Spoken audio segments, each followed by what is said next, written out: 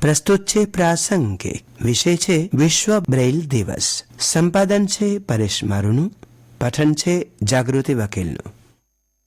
પ્રજ્ઞાચક્ષુઓ માટે વાંચનની ખાસ Braille leap પદ્ધતિના શોધક લુઈસ બ્રેઇલની જન્મ જયંતિની યાદમાં વિશ્વ બ્રેઇલ દિવસ દર વર્ષે 4 જાન્યુઆરીએ ઉજવવામાં આવે છે.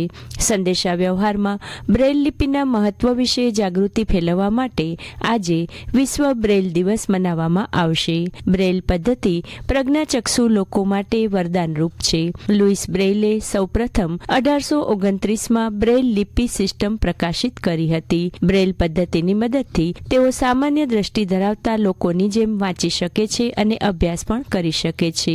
અંધજનો માટે વાંચવા લખવાની સ્પર્શ પદ્ધતિની લિપિના શોધક એવા બ્રેઇલ 3 વર્ષની નાની ઉંમરે તેમના પિતાના જીન બનાવવાના વર્કશોપમાં રમતી વખતે મોચીકામનો સોયો આકસ્મિક રીતે આંખમાં પેસી જવાથી તદ્દન અંધ બની ગયેલા.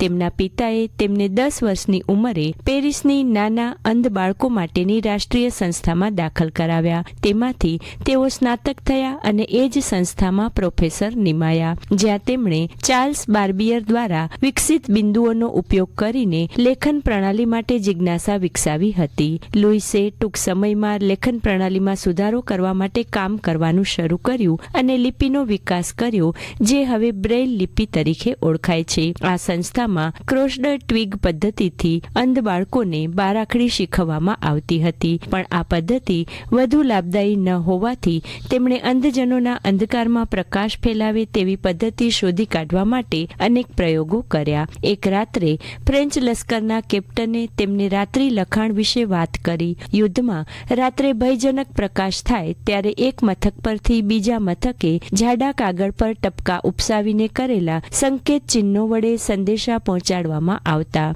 બ્રેઇલે આના પર ઊંડો વિચાર કર્યો અને 1829માં સંકેતો ઉપસાવવા માર્ગદર્શક તરીકે વાપરવામાં આવતા 6 ટપકાવાળી સ્લેટની નવતર લિપિ શોધી કાઢી. તે લિપિ સમગ્ર વિશ્વમાં બ્રેઇલ લિપિ તરીકે જાણીતી છે. બ્રેઇલ એ સ્પર્શેન્દ્રિય લેખન પ્રણાલી છે. તે ખાસ પ્રકારના કાગળ ઉપર લખવામાં આવે છે. અગાઉ તેનો કોડ 12 બિંદુઓ પર આધારિત હતો.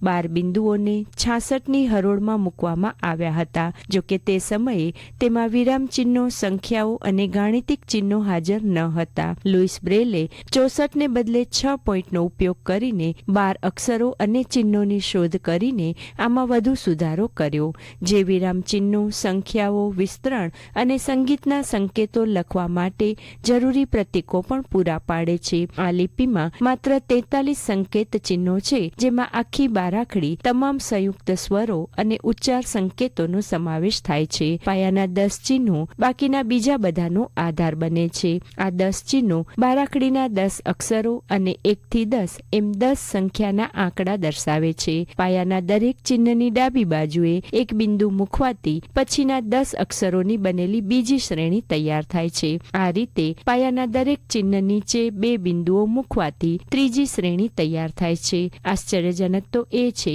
કે દ્રષ્ટિવાન કરતા અંધજનો માટે આ પદ્ધતિથી સંગીતનું વાંચન અને લખાણ સરળ બનાવાયું છે અને તેનો ઉપયોગ ગણિત તથા ઉચ્ચ ગણિત માટે પણ કરી શકાય છે. જો કે જીવન પર્યંત જેમનો ઉપહાસ કરવામાં આવ્યો અને તેમના મૃત્યુ પછી જ આ લિપિ અપનાવવામાં આવી. લગભગ બધી જ ભાષાઓમાં આ પદ્ધતિનું લિપ્યંતર કરવામાં આવ્યું છે અને હજારો લાખો પ્રજ્ઞાચક્ષુઓ આ ટાંકીને ઉપસાવેલા અક્ષરો પર તેમના આંગળાના ટેરવાના સ્પર્શ માત્રથી પુસ્તકો વાંચી શકે છે.